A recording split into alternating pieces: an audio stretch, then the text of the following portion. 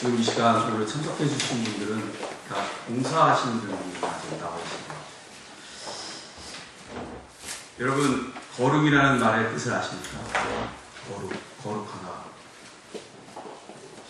얼굴 굳어주시는 분들 몇 분 계시는데, 거룩하다. 저도 10년 전만 해도 거룩하다는 말의 뜻을 정확하게는 모르고 어렴풋이만 알았습니다. 이게 참 재밌는 게 여름 성경학교 때였던 것 같습니다. 선생님들과 아이들이 딱 앉아있는데 전사님이 말씀을 전하면서 여러분, 거룩이 무슨 뜻인지 아세요? 라고 물어봤습니다. 근데 선생님들이 갑자기 다 고개를 푹 숙이는 것입니다. 그 아이들도 대답하는 애들이 없었습니다. 근데 어떤 아이가 거룩은 다른 것입니다 라고 이야기하는 것입니다. 저는 그 자리에 제가 거기 있었는데 아무 말도 못하고 있었는데 거룩하다는 건 다르다는 뜻이구나 라는 것을 그때 알았습니다. 그것을 말한 아이가 저희 딸이었습니다. 근데 어려서 우리 사모가 좀 교육을 잘 시켰던 것 같아요. 근데 거룩하다라는 것은 다르다는 뜻입니다. 사실 일반적으로 우리가 정황적으로 생각할 때는 경건하다, 뭔가 좀 특별하다 이런 뜻으로 생각하지만 단순합니다. 언어적, 단어적 표현은 다르다라는 이야기입니다. 교회의 생명은 세상과 다름에 있습니다. 예수 믿는 그리스도인들의 능력은 세상 사람과 얼마나 다르나에 달려 있습니다. 창세기 10장부터 보십시오. 그것을 보면 아브라함이 하나님의 부름을 받아서 자기 고향을 떠나는 이야기가 나옵니다. 왜 하나님이 그를 고향에서 불러냈을까요? 세상과 구별되는 거룩한 사람, 다른 사람이 되라고 불러낸 것입니다. 왜 하나님께서 이방인이 된 우리를 예수 믿도록 불러냈습니까? 왜 세상으로부터 부름받은 하나님의 백성으로 만드셨습니까? 세상과 구별된 거룩한 백성이 되라고 불러낸 것입니다. 그리고 창세기부터 요한계시록까지 전체적으로 흐르는 모든 사상의 주제를 보면 거룩한 사람이 되라는 데 있습니다. 거룩하는 말을 바꾸면 다른 사람이 되라는 말입니다. 그러므로 믿는 사람과 세상 사람은 하늘과 땅 차이처럼 달라야 합니다. 빛과 어둠이 다르듯 살아있는 고기와 썩은 고기가 다르듯 예수 믿는 사람과 믿지 않는 사람은 철저하게 달라야 합니다. 만일 교회가 세상과 비슷하거나 세상과 같으면 그날부터 교회는 죽음을 자초하게 될 것이고 성도의 삶은 의미를 잃어버리게 될 것입니다. 우리가 이 사실을 마음에 간직하고 신앙생활을 하였으면 좋겠습니다. 신약성경에는 교회의 본질을 드러내는 몇 가지 중요한 유비가 있습니다. 여기서 유비라는 것은 비유의 또 다른 말이기도 하지만 좀 더 구체적으로 이야기하면 비슷한 것 두 가지를 함께 놓음으로써 이야기하고자 하는 사람의 말이 그 내용을 정확하게 이야기해 줄 수 있는 수사 기법 중에 하나입니다. 쉽게 말해서 빗대서 말한다는 이야기입니다. 예를 들면 심장을 설명할 때 펌프를 설명하는 것과 같은 것입니다. 즉 펌프의 원리를 좀 더 잘 이해할 때 심장의 원리를 이해하는 것과 똑같은 것입니다.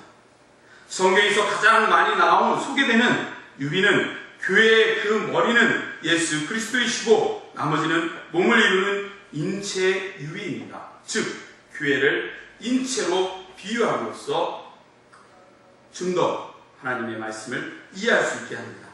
몸에 사지백체가 있어서 각자 자기가 맡은 역할을 하되 모든 지체가 머리의 지시를 받아서 움직이는 것과 같이 교회 안에서도 많은 사람과 많은 지책이 있어서 각자 자기가 맡은 역할을 하되 모든 구성원이 그리스도의 명령을 따르는 것과 유사하다는 것이 곧 인체의 유비입니다.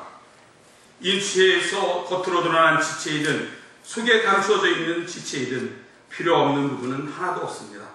그래서 교회 안에서 모든 지체가 다 소중하고 누가 누구를 무시하거나 업신여길 수 없습니다.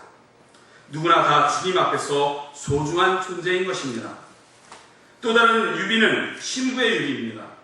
구약성경에서부터 나오는 이 유비는 예수 그리스도를 신랑으로 그리고 교회는 신부로 유비합니다. 신랑이신 그리스도는 신부를 위하여 그 생명을 주셔서 사랑하십니다. 예수 그리스도와 정혼한 신부인 교회는 신랑이신 주님을 만날 때까지 정결한 몸과 생활을 통하여 마지막 혼인잔치에 임할 날을 고대하며 이 세상에서 영적인 싸움에 임합니다. 오늘 우리가 읽은 본문에서는 교회에 대한 또 다른 유비가 나오는데 그것은 바로 건물의 유비입니다. 건물을 짓기 위해서 머릿돌이 있고 기초가 놓인 후 모든 건물은 그 머릿돌과 기초에 연결되어서 하나의 건물로 지어집니다.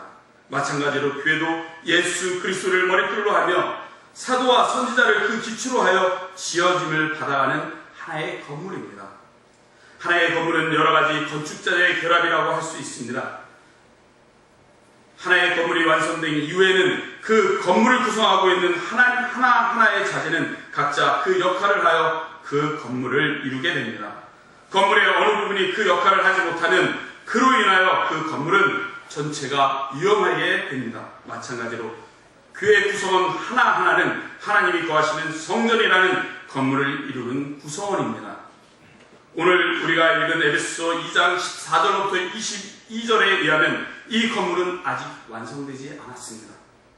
그리고 이 건물은 스스로 자신을 지을 수 없습니다.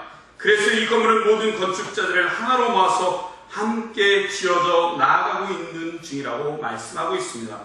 건축자는 하나님이십니다. 성도 혼자가 교회가 아닙니다. 함께 해야 합니다. 하나님이 건축자이심으로 교회는 지어짐을 받습니다. 아직 완성되지 않고 계속 진행 중입니다. 오늘 우리는 예수 안에서 함께 지어져가는 교회라는 제목으로 하나님의 말씀을 함께 나누기를 원합니다. 첫째, 예수 안에서 함께 지어져가는 교회는 합평케 됩니다. 예수 안에서 함께 지어져가는 교회는 합평해야 합니다. 본문 14절을 보면 그는 우리의 합평이시니라 둘로 하나를 만드사 중간에 막힌 담을 넣으시고 라고 말씀하십니다. 사도 바울은 에베소서에서 유대인이나 이방인을 막론하고 하나님과 합평하게 하시고 또 서로 합평하게 하시는 분이신 예수 그리스도를 소개하고 있습니다. 마치 악교풀이 서로 떨어져 있는 것을 강력하게 결합하여 하나로 만들듯이 그리스도는 당신의 몸을 십자가 위에 내려놓으심으로 이방인과 유대인 사이에 있던 담을 헐어버리시고 하나로 만드셨습니다. 그래서 예수 그리스도의 살과 피는 이방인과 유대인들을 하나로 결합시키는 평화시며 악교풀이 되셨던 것입니다. 그래서 누구든지 그리스도 안에 있으면 그는 새로운 인종 그리스도인이 됩니다. 그래서 우리 교회 안에서는 어느 누구도 언어나 피부색으로 인하여 차별 대우를 받아서는 안 됩니다. 결코 교회 안에서 왕따가 있어서는 안 되는 것입니다. 우리는 오직 하나님 안에서 한 피조물이며 예수 안에서 하나로 결합되어 있음을 분명하게 인식하며 살아가야 합니다. 그리고 예수님은 이방인이든 유대인이든 그들이 지은 죄로 인하여 하나님께 가까이 갈 수 없도록 하는 모든 제약을 당신의 몸을 십자가 위에 내려놓으심으로 패하셨습니다. 본문 15절 15절을 보면 원수된 것 곧 의문에 속한 계명의 율법을 자기 육체로 패하셨으니 이는 이 둘로 자기 안에서 한 세 사람을 지어 합평하게 하시고 라고 말씀하십니다. 여기서 패하셨다는 이 계명 율법은 십계명이 아닙니다. 이것은 이스라엘 백성들이 십계명에서 유래된 많은 것들을 갖고 자기들 나름대로 규범을 짓고 규례를 지었음으로 인해서 하나님과 멀게 하였던 그러한 계명들을 이야기하고 있는 것입니다. 예수님께서는 그 율법을 폐하러 오신 것이 아니라 완성하러 오셨기에 화려식하고 외식하는 그러한 규례와 규칙들을 폐하셨던 것입니다.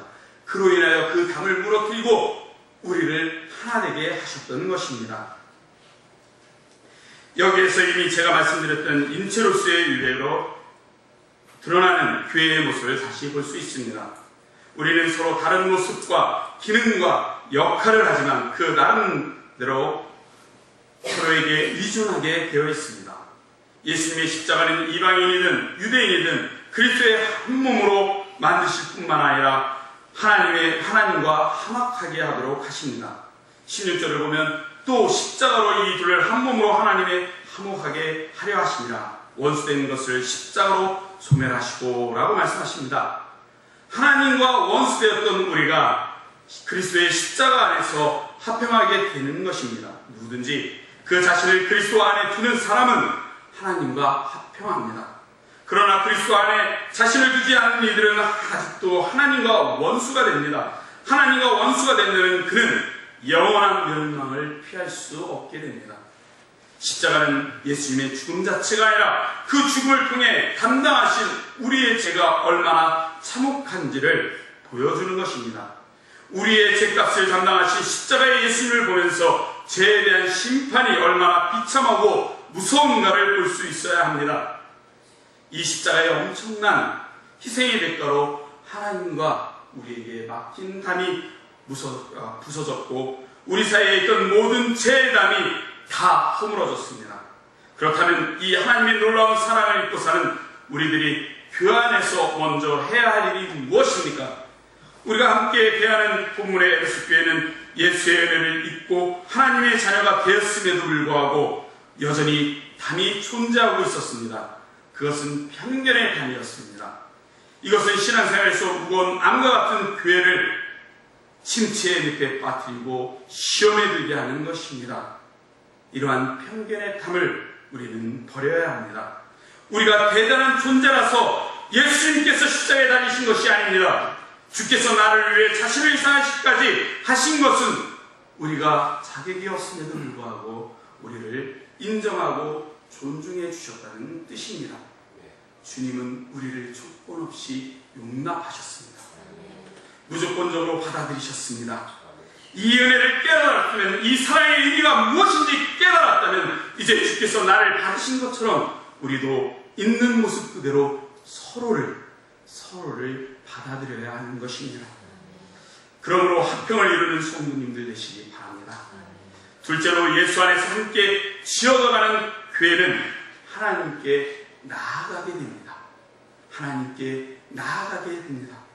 본문 17절을 보면 또 오셔서 먼데 있는 너희에게 평안을 전하시고 가까운 데 있는 자들에게 평안을 전하셨으니 라고 말씀하십니다.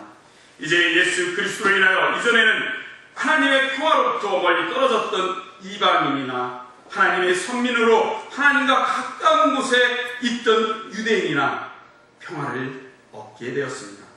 평안, 안녕은 그 근본에 있어서 하나님께로부터 주어지는 것입니다. 사랑하는 사철의 성도 여러분, 예수 그리스도께서 주시는 이 평안, 이 안녕을 받아 누리고 계십니까?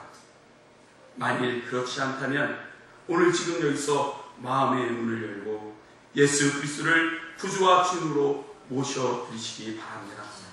그러면 여러분은 하나님과 화목하게 되고 또한 주님 안에 있는 모든 사람과도 화목하게 될 것입니다. 18절에는 삼일째 하나님이 어떻게 일하시는지 간략하게 소개하고 있습니다. 이는 그로 말미암아 우리들이 한 성령 안에서 아버지께 나아감을 얻게 하려 하시니라고 말씀하십니다. 예수 그리스도는 그 몸을 십자가에서 깨뜨리심으로 우리의 모든 죄의 행물을 대신 받으셨습니다. 그리하여 그리스도로 말미암아 우리는 하나님과 화목하게 되었습니다. 우리가 이 사실을 깨닫고 우리 죄를 회개하고 예수님을 구주와 주님으로 믿는 것은 성령께서 하시는 일입니다. 이렇게 우리는 한 분이신 그리스도로 말미암아 한 분이신 성령 안에서 한 분이신 아버지 하나님께 나아갑니다. 그러므로 다시 한번 강조하는 것이 저와 여러분이 그리스도의 안에 있느냐 하는 것입니다. 그러면 우리는 성령 안에서 하나님께 나아가는 것입니다. 그러면 우리는 하나님의 자녀로 하나님께서 받으시는 예배를 드리며 하나님을 영화롭게 하는 것입니다. 이방이었던 우리가 그리스도 안에 있을 때 우리는 더 이상 외국인도 아니요 나그네도 아닙니다. 본문 19절을 보겠습니다. 다 같이 한번 19절을 읽어보겠습니다. 19절입니다. 시작. 그러므로 이제부터 너희가 외인도 아니요 손도 아니요 오직 성도들과 동일한 시민이요 하나님의 건속이라. 이제 우리는 하나님 왕국의 백성이며 시민입니다. 하나님 가정의 식구요 거룩한 백성입니다. 하나님은 하나님으로부터 철저히 수혜당하고 서로 소외시키며 고통받으며 사는 우리들을 그리스도의 피로 불러 모으셔서 하나님의 건속이 되게 하셨습니다. 가끔 이런 생각을 합니다. 내가 복음이 들어오기 전에 이 땅에 살았다면 하는 생각을 하게 됩니다. 어느 친구가 저에게 물어봅니다. 그러면 세종대왕은 천국에 못 가나요? 이순신 장군은 천국에 못 가나요? 이것은 어느 한 친구의 질문이 아닙니다. 많은 청소년들이 하는 질문 중에 하나입니다. 분명한 것은 천국에 못 갑니다. 하나님을 믿지 않고 예수 그리스도를 믿지 아니하면 하나님 나라에 갈 수 없는 것입니다. 그러므로 우리가 하나님을 알고 하나님을 믿게 되고 택하여 주셔서 이 자리에 예배드리게 하신 그 하나님의 은혜가 얼마나 감사한지 모릅니다. 우리는 제각각 성격이 다르고 출신지가 다릅니다. 모든 것이 다 다릅니다. 그럼에도 불구하고 하나님은 우리를 한 공동체로 만드시고 교회가 무엇인지 알게 하시려고 우리에게 이렇게 가르쳐 주십니다. 너희는 나의 건속이란다. 함께 사는 공동체야 라고 말입니다. 이 건속 안에는 정말 다양한 빛깔의 사람들이 모여 있습니다. 여러분, 그것이 바로 교회입니다. 내가 지연인 죄인이 있음에도 불구하고, 내가 허물과 실수성의 모습을 가지고 있음에도 불구하고, 내 안에 여전히 남아있는 이기적인 욕망이 있음에도 불구하고 나의 모습 그대로 받으셨습니다. 우리에 있는 모습 그대로 받아주셨습니다. 하나님 앞으로 나아갈 수 없는 죄인들인 우리를 위해 예수님은 자신의 생명까지 던져주셨습니다. 그러므로 우리는 하나님 앞에서 나아갈 수 있게 된 것입니다. 하나님 앞에 나아갈 수 있게 된 것입니다. 하나님께 나아가 하나님이 주시는 풍성한 은혜를 누리시는 성도님들 되시기 바랍니다. 셋째로, 예수 안에서 함께 지어가는 교회는 완성형이 아닌 진행형입니다. 이제 사도 바울은 건물의 유비를 사용합니다. 20절을 보면 너희는 사도들과 선지자들의 터 위에 세우심을 입은 자라 그리스도 예수께서 친히 목등들이 되셨느니라 라고 말씀하십니다. 로마적의 건축술에 대하여 조금 읽어보거나 직접 가보게 되면 2000년 전에 그들이 오늘날의 우리보다 결코 뒤지지 않는 기술을 가지고 있음을 우리는 알게 됩니다. 저도 6년 전에, 5년 전에 유럽을 갔다 왔는데 놀랄 수밖에 없었습니다. 정말 그들의 문화에 2000년 전, 아니 3000년 전부터 이루어졌던 그들의 문화에 놀랄 수밖에 없습니다. 당시에도 화산재를 이용해서 일종의 시멘트를 개발하여서 콜로세움이나 같은 고층권 건물과 같은 많은 경기장이나 대중 목욕탕을 지었음을 우리는 알 수 있습니다. 도로, 상수도, 하수도 시설 등의 다시 하나의 도시가 재기능을 발휘할 수 있도록 하기 위한 모든 사회 간접 시설이 이루어졌음을 우리는 볼 수 있습니다. 제가 본 것 중에 가장 놀라웠던 것은 저 먼 곳부터 그들이 마실 수 있는 식수를 끌어오는 그런 시설을 보고 놀라지 않을 수 없습니다. 몇백 킬로가 떨어져 있는 곳에서 그 식수를 끌어오는데 그 경사면과 그 각도를 어떻게 조절했는지 놀랍지 않을 수 없습니다. 특히 예수님께서 태어나시던 시대에 유다 지역을 다스리던 왕이었던 헤롯 대왕은 건축에 특별한 관심과 재능을 가지고 있었습니다. 에돔 사람이었던 그는 유대인의 한심을 사고 자신의 건축 능력을 드높이기 위하여 성전을 대대적으로 개축하고 증축하였습니다. 그래야 이 성전을 헤롯 성전이라고 불렀는데 이 건물은 로마의 10대 건축물 중에 하나로 꼽힐 정도입니다. 이 건물은 여러 개의 건물이 하나로 연결되는 복합 건축물입니다. 지금 사도 바울은 예루살렘에 있는 성전을 머리에 그리며 그 심상을 에베소에 있는 성도들과 우리에게 전달해주고 있습니다. 그 성전의 머릿돌은 예수 그리스도이십니다. 한 건축물의 머릿돌은 그 건물의 모든 무게 중심이 모이고 모든 부분이 그것으로부터 연결되는 그 건물의 가장 기초가 되는 부분입니다. 머릿돌을 중심으로 기초가 놓입니다. 사도 바울은 성전이라는 건물에서 머릿돌은 예수 그리스도시며 그와 연결되는 기초는 사도와 선지자들이라고 말하고 있습니다. 여기서 사도들과 선지자들은 신약 성경에 나오는 사도들과 또 다른 지도자들을 의미합니다. 12사도와 사도 바울과 같은 분들은 사도에 속하고 그 외에 교회를 세우고 성경을 쓰고 교회를 지도한 이들이 바로 선지자들입니다. 야고보나 디모데나 디도 같은 분들이 바로 이 선지자들인 것입니다. 오늘날 우리는 다른 사도들이나 선지자들을 필요로 하지 않습니다. 왜냐하면 사도들과 선지자들이 남겨주어 우리에게 그들이 하던 동일한 역할을 하는 것이 곧 성경이기 때문입니다. 그러므로 우리는 교회는 모퉁이 돌 되시는 예수 그리스도와 성경의 기초 위에서 샘을 잇는 성전 건축물입니다. 그리고 그리스도 안에서 건물마다 서로 연결되어서 주님 안에서 성전이 되어간다는 말씀입니다. 즉 우리 자신들이 성전이며 그 성전이 연결되어서 하나의 또 다른 큰 성전을 이루게 된다는 것입니다. 본문 21절을 보면 그의 안에서 건물마다 서로 연결하여 주 안에서 성전이 되어가고라고 말씀하고 있습니다. 성전은 복합 건물입니다. 이처럼 시대와 장소를 불문하고 수많은 교회가 함께 서로 연결되어 가면서 주님 안에서 성전으로 지음을 받았습니다. 어느 시대나 어느 장소나 어느 사람이라도 예수님을 구주와 주님으로 믿고 성령 안에서 하나님 아버지를 섬긴다면 그는 성도요, 그들은 또한 주 안에서 성전을 이루는 교회입니다. 우리 교회는 이렇게 주님이 구하시는 성전의 한 부분을 담당하는 건물이 되기 위하여 31년 전에 탄생했으며 이제 자체 재산과 건물을 소유하고 더 굳건하게 주님의 일을 섬기는 교회가 되는 기회를 주님께로부터 허락받았습니다. 우리는 이제 이 성전으로서의 역할을 감당해야 합니다.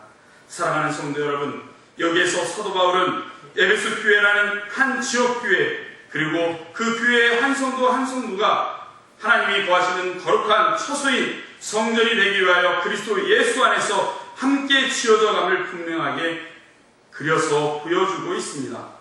우리가 그리스도 예수 안에 있을 때 우리는 성령 안에서 하나님이 거하시는 처소가 됩니다. 한 성도 한 성도 안에 성령께서 계시며 성령으로 인하여 그리스도 안에 있고 그 안에 하나님이 거하십니다. 그러므로 한 사람 한 사람도 역시 성전의 한 부분입니다. 더 나아가서 한 사람 한 사람이 함께 결합되어서 성전으로 지어져 나감을 입습니다.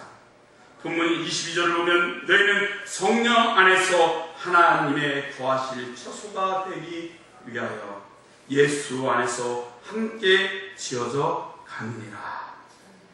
여기에서 우리는 2인칭 복수 수동 진행형에 주목할 수 있습니다. 약간 어려운 듯하지만 2인칭 복수, 너희라는 이 복수 단어와 그 다음에 수동 진행형, 즉 내가 지은 것이 아니라 내가 지어진다는 이러한 수동 진행형을 우리는 주목해야 합니다. 그리고 혼자가 아닙니다. 함께 지어지고 있음을 우리는 알 수 있습니다. 우리 스스로의 일을 이루는 것이 아니라 삼위일체 하나님께서 이루시며 우리는 하나님의 하시는 일에 자발적으로 순종합니다. 그리고 이 일은 이미 시작되었지만 아직 완성되지 않았습니다. 이 일은 예수님께서 재림하실 때에 완성될 것입니다. 건물로서의 성전은 준공이 되는 날이 오겠지만 교회로서의 성전은 살아있는 유기체로서 계속 지음을 받게 될 것입니다. 예수님께서 오실 그날까지. 우리는 공사 중입니다. 그런데 나만 공사 중이라고 주장하지 마십시오. 모두 다 공사 중입니다. 아니, 함께 공사 중입니다. 공사 중인 현장에 가보니 처음에는 이것이 과연 건물이 될까 하는 생각도 듭니다. 공사 중인 건축 현장에 가보니 참으로 지저분하고 참으로 보기에 좋지 않습니다. 그러나 건축업자의 지시에 따라 많은 기술자가 많은 자재를 하나하나 연결할 때 어느 날 지붕을 세워서 비를 피하고 담을 세워서 독립된 건물을 만들게 됩니다. 우리가 이렇게 함께 지어져가는 영적 공동체, 운명체임을 기억할 때 서로의 불편을 어느 정도 참아낼 수 있게 되는 것입니다. 목적이 하나라면, 목적이 저 하늘나라에 있다면 어느 정도의 어려움과 괴로움은 참아낼 수 있습니다. 왜 그럴까요? 건물이 완성될 날을 기다리기 때문입니다. 사랑하는 석천의 성도 여러분, 말씀을 맺고자 합니다. 우리는 함께 지어져가는 교회입니다. 누구 하나만 독불장군식으로 두드러지는 것이 아니라 모두가 그리스도의 장성한 분량에 이르기까지 자라나야 합니다. 독일의 크리스티안 A. 슈바르츠라는 목사님이 쓰신 책을 보면 채소치 요소의 중요성이라는 제목하에 물통의 비유를 들어 중요한 영적 원리를 설명하고 있습니다. 여러분, 유럽에서 물통을 지을 때는 여러 개의 널판지를 모아서 둘러치고 그 다음에 그것을 묶고 엮어서 물통을 만듭니다. 그리고 여기에 물을 붓습니다. 그런데 이 물통을 만들 때, 만약에 이 물통을 만드는데 이 널판지의 길이를 다 제각각으로 만든다고 생각해보십시오. 하나는 어떤 것은 짧게, 어떤 것은 길게, 그리고 물통을 만들었습니다. 그리고 그곳에 물을 붓는다고 생각해보십시오. 얼마만큼의 물을 부을 수 있을까요? 긴 널판치만큼의 물을 부을 수 있을까요? 가장 짧은 널판치만큼의 물을 부을 수 있을까요? 10개의 널판지를 가지고 만들 물통이라면 그중 가장 짧은 널판지 높이만큼만 물이 들어갈 수 없을 것입니다. 짧은 널판지 위로 다 흘러나와 버릴 것입니다. 나머지 9개의 널판지가 아무리 높고 튼튼해도 물을 채운 데는 전혀 소용이 없습니다. 그 물통의 물은 가장 짧은 널판지 위에 좌우되는 것입니다. 이것이 채소치의 중요성을 보여주는 내용으로 영적 원리에 있어서 중요한 사실을 암시하고 있는 것입니다. 우리 교회는 한 사람 한 사람의 성도가 모여서 세워지는 교회입니다. 나만이 이만큼 올라가고 나의 사랑하는 성도는 이만큼이고 그 물이 어디까지 채워지겠습니까? 제게도 짧은 널판지가 있습니다. 제게는 이 짧은 것이 조금만 들어주면 좀 더 은혜가 넘치는 교육자가, 좀 더 많은 사람들에게 영향력을 줄 수 있는 교육자가 될 텐데 하는 생각을 하게 됩니다. 여러분은 어떤 부분이 부족하십니까? 해답을 얻었으면 묻어버리지 말고 꽉 쥐어 기도 제목으로 삼아 열심히 기도하며 고치고자 노력해야 할 것입니다. 그러면 이 짧은 것을 키울 수 있습니다. 키우는 것만큼 우리의 영혼은 풍성해집니다. 능력이 충만해집니다. 하나님의 놀라운 은혜가 흘러 넘칠 것입니다. 여러분의 인격과 삶이 건강해질 것입니다. 이제 우리 모두가 예수와 함께 죽고 예수와 함께 살고 예수와 함께 부활의 승자가 되려면 이제 달라야 합니다. 지금은 아직 성숙하지 못하나 이제 예수 그리스도를 중심으로 주의 말씀을 붙잡고 성령의 인도를 따라 나아갈 때를 따라 도우시는 하나님의 은혜와 능력이 우리를 새롭게 할 것입니다. 하나님을 드러내는 성전으로 있는 곳에서 하나님의 거룩하심과 빛을 드러내시는 저와 여러분들 그리고 우리 교회가 되기를 주님의 이름으로 소원합니다.